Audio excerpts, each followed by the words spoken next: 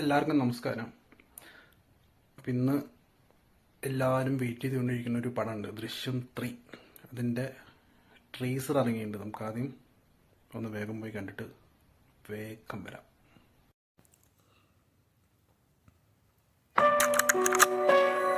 ഞാൻ വെറും ഒരു സാധാരണക്കാരനാണ്. എന്റെ ഭാര്യയും മക്കളും അടങ്ങുന്ന ഒരു കൊച്ചു ലോകം.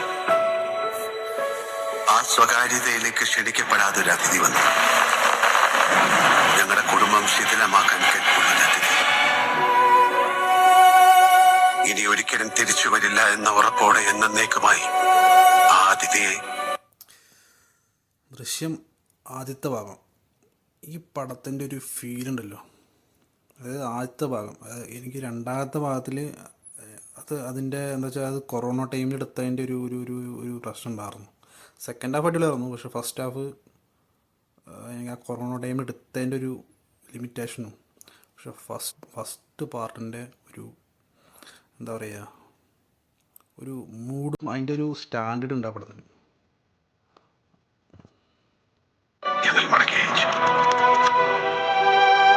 It's like a case that is closed but will never close. സത്യത്തിൽ നമ്മൾ അയാളെയല്ല നിരീക്ഷിച്ചുകൊണ്ടിരുന്നത്, അയാൾ നമ്മളെയാണ്.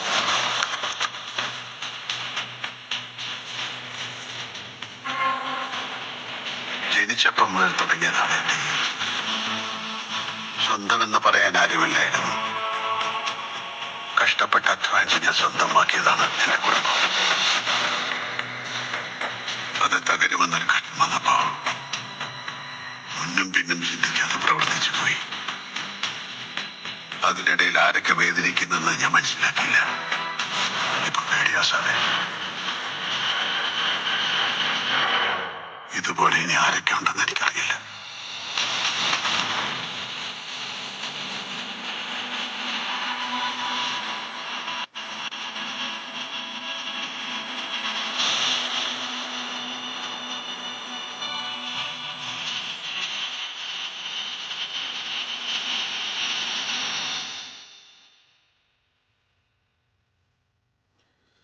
May 21. അപ്പം അങ്ങനെ അഗെയിൻ ജോർജ് കുട്ടീസ് ബാക്ക്. ട്രീസറിൽ Jeethu Joseph, the brilliant director, അതായത് ആളുകൾക്ക് ഹൈപ്പൊന്നും കൂടാതിരിക്കാൻ വേണ്ടി, എനിക്ക് തോന്നുന്നു സിനിമയിലുള്ള സംഭവം അല്ലതുകൊണ്ട് ടീസറിന് വേണ്ടി ഒരു ചെറിയൊരു സാധനം വിട്ടു, അത്രേ ഉള്ളൂ.